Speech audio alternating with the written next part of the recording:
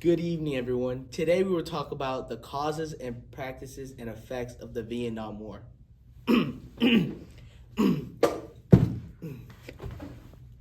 This war was between North and South Vietnam, fueled by a want for independence and two separate ideas of how to do it.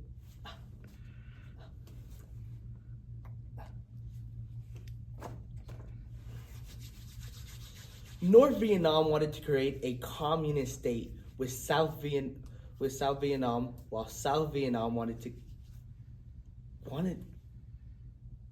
I messed up.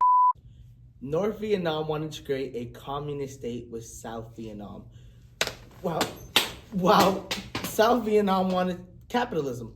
The war lasted from 1954 to 1975. First, let's talk about the causes of war. The causes were definitely the most significant in starting. No, I messed up. First, let's talk about the causes of war. The long-term causes were definitely the most significant in starting the war. The main long-term cause was the Japanese and French expansion. Another cause was the First Indochina War from 1946 to 1954. It was a battle between the Viet Minh and French colonial forces for control of Vietnam. U.S. backed French. Okay, I messed up. Another cause was the First Indochina War from 1946 to 1954.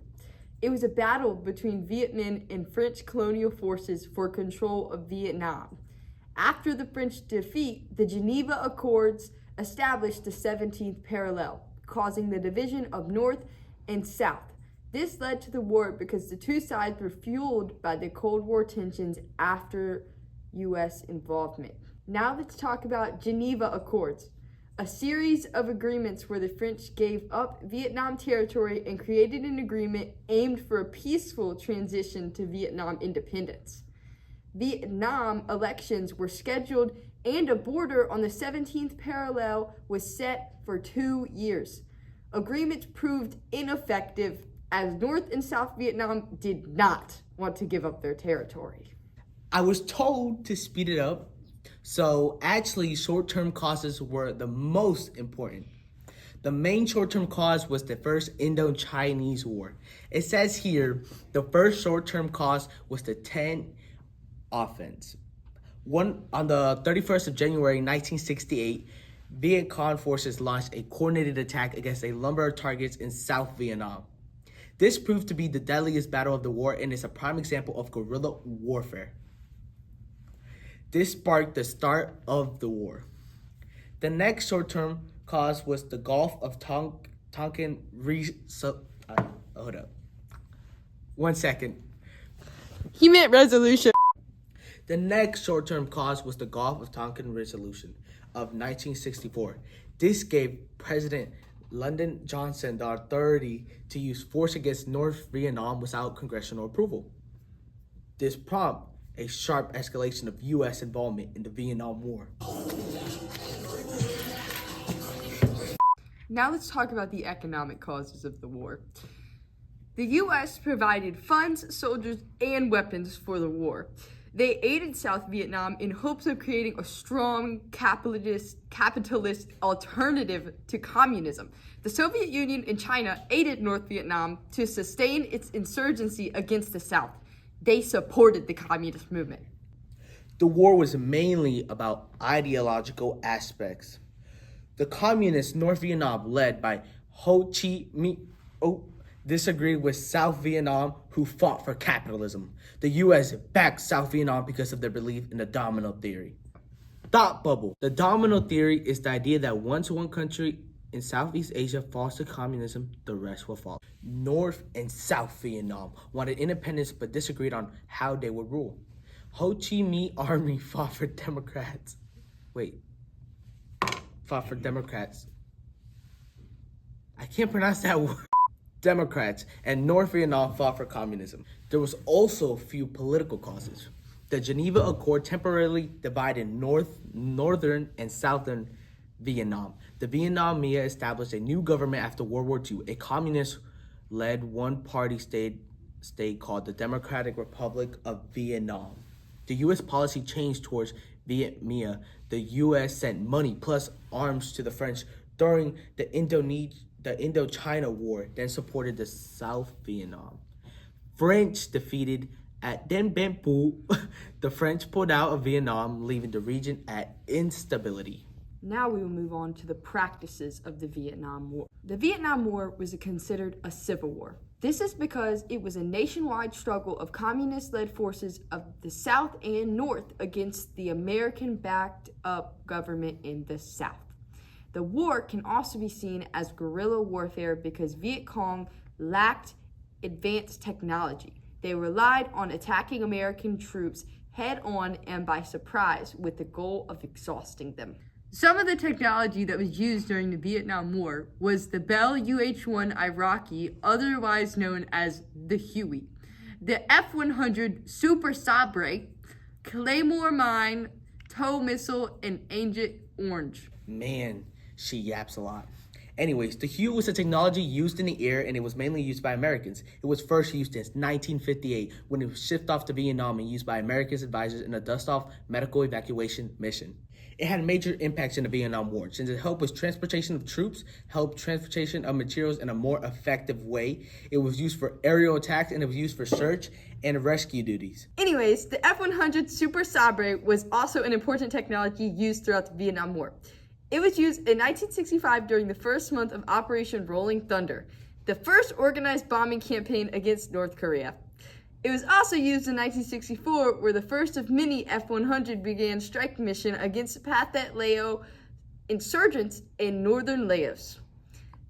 The F-100 Super Sabre served a major impact since it allowed for fighter escort and effective bombing on ground targets. The next technology used in Vietnam War was a Claymore mine. The Claymore mine were just like bombs planted to catch enemies off guard. Generally, the Claymore mines were used all throughout Vietnam War. Some of the impacts that the Claymore mines had was that it was able to eliminate groups almost instantly. The Claymore mines were also used to create defensive perimeters. Lastly, the Claymore mines allowed for ambush attack against the opposing team. A weapon similar to the Claymore mine is the TOW missile. The TOW missile is literally a missile that you can guide where it goes. This technology was used on April 22nd, 1972 by the 1st Combat Aerial TOW Team in Vietnam, also known as the Hawk Claws. Some of the impacts it had that it was very effective towards tanks, making it go boom, boom, boom. It was also very easy to transport. And he said, I yap. The last technology that was involved in the war is Agent Orange. Agent Orange was the most dangerous and most effective technology in the Vietnam War. This is because it was mixed in with dangerous toxin called dioxin. The Agent Orange was a color-coded herbicide that the U.S. sprayed over the rural landscape in Vietnam from 1961 to 1971. It was very dangerous and it destroyed forests, so North Vietnam soldiers were unable to hide. It defoliated trees, shrubs, and killed many food crops. The Vietnam forest is still seeing effects from this terrible herbicide. Dang, you know your stuff. I would hope so.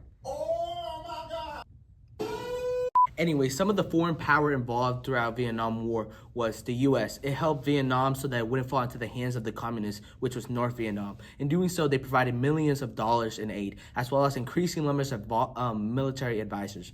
China spent $20 billion in support of North Vietnam and deployed 320,000 military personnel. Soviet Union provided surface-to-air missiles that Chinese weren't yet producing. They only provided 3,000 troops into the conflict. It's time for a mystery document. It says here, let us understand, North Vietnam cannot defeat or humiliate the United States. Only Americans can do that. I wonder, who said that? Kim Jong-un? Finally, we will be looking into some effects of the Vietnam War. Yay! The first effect was territorial changes. The 17th parallel was destroyed as North Vietnam took over. The new country became known as the Soviet Republic, that is the Socialist Republic of Vietnam. Some of the political repercussions that happened because of the Vietnam War was the communist forces ended the war, creating a socialist republic of Vietnam. And the War Power Act in the U.S. took away president's ability to send troops to battle without congressional approval. Passed over Nixon's veto. Now let's talk about economic effects. There was high inflation in the U.S. due to military spending on the war. There was also a subsidy period in Vietnam that caused famine, shortage, and rations. Dang, it's almost like the war was important. Now let's talk about the social and demographic impact. The U.S. morals jumped down due to failure. U.S. became more hesitant to get involved in foreign issues. Separation between people and the U.S. government caused many to create anti-war protests. Happy Woman Day, everyone. It's not Women's Day. Next is women's roles in the war. The anti-war movement gave headway for other groups to advocate things such as feminism.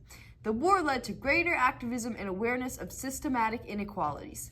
In Vietnam, women had an increase in legal rights due to the active roles they took on in war. Finally, bruh, was there any success in peacemaking? There was and there wasn't.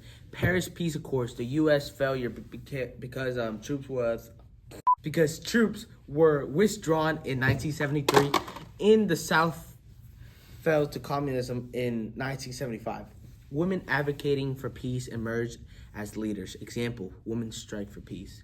The movement grew in the 70s during the war. I hope you guys enjoyed our crash course video. And y'all learned a lot about the Vietnam War. Get the